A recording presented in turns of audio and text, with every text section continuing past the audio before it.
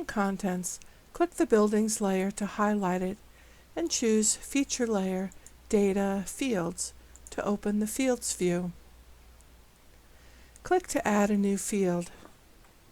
Name it Building Type. Make it a text field with a length of 5 characters.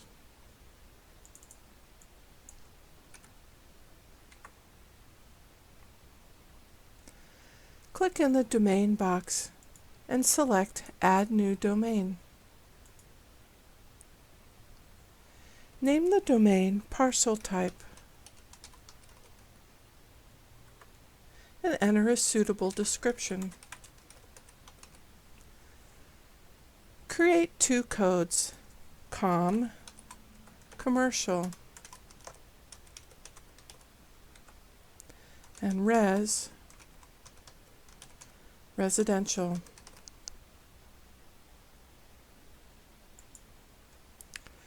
Save the domain and close the domains view. Click a couple times in the Building Type domain box until it becomes a drop-down and the new parcel type domain is visible. Select it. In the Fields view, click Fields, Changes, Save before adding more fields.